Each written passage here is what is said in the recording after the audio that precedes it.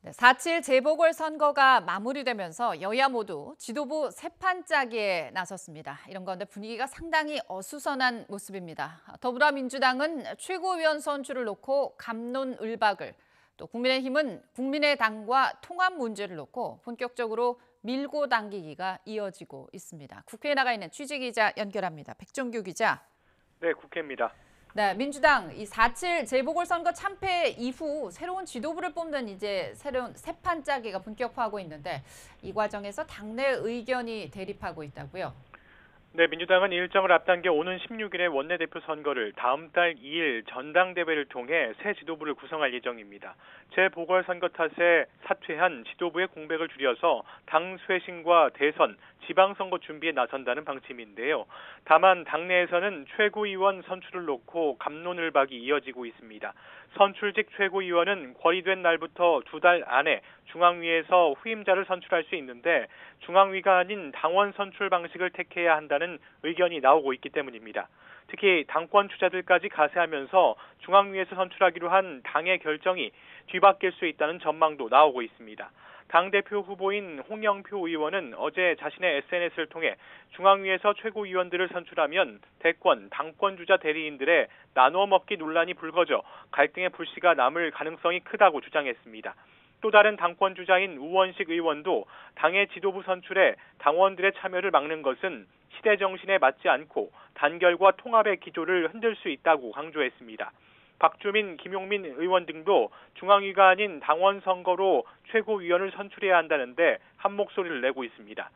이처럼 최고위원 선출 방식 논란이 이어지고 있는데 갈등 양상이 조기에 해소되지 않는다면 내홍이 심화할 수 있다는 우려도 나옵니다. 여기에 선거 참패로 급부상한 친문 주자 이선 후퇴론과 같은 인적 쇄신론도 불거지면서 향후 새 지도부 선출 문제를 놓고 갈등은 불가피해 보입니다.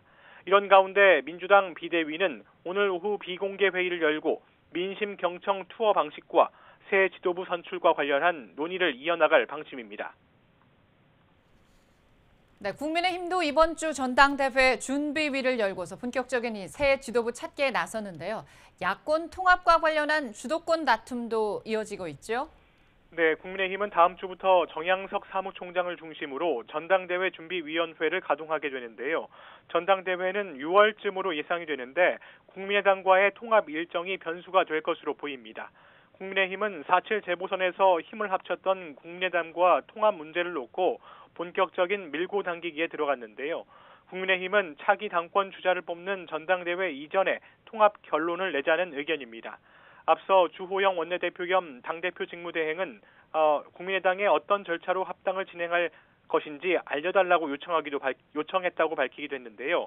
하지만 합당 이야기를 꺼냈던 안철수 대표는 신중한 입장입니다. 보궐선거를 돌아보고 내부적으로 평가하는 작업과 전국에 있는 당원들의 목소리를 듣는 것이 먼저라는 겁니다. 한마디로 급할 게 없다는 얘기인데 국민의힘은 빠른 합당을, 국민의당은 선거 평가가 우선이라는 입장이라 합당 과정이 순탄치는 않을 것으로 예상됩니다. 또 주도권 다툼도 이어지고 있는데요. 국민의당 이태규 의원은 안 대표가 이끈 단일화 시너지 덕분에 국민의힘의 승리가 가능했다고 주장하고 있고 국민의힘은 단일화에서 진 안 대표가 선거운동을 도운 것은 높이 평가하면서도 오세훈 시장이 제1야당 간판으로 나섰기 때문에 승리했다는 점을 강조하고 있습니다. 양당 모두 통합의 시기나 방식을 자신에게 유리하게 끌고 가기 위해 명분 쌓기에 나선 것으로 보이는데 이 같은 신경전은 이번 주 내내 이어질 것으로 보입니다. 지금까지 국회에서 YTN 백종규입니다.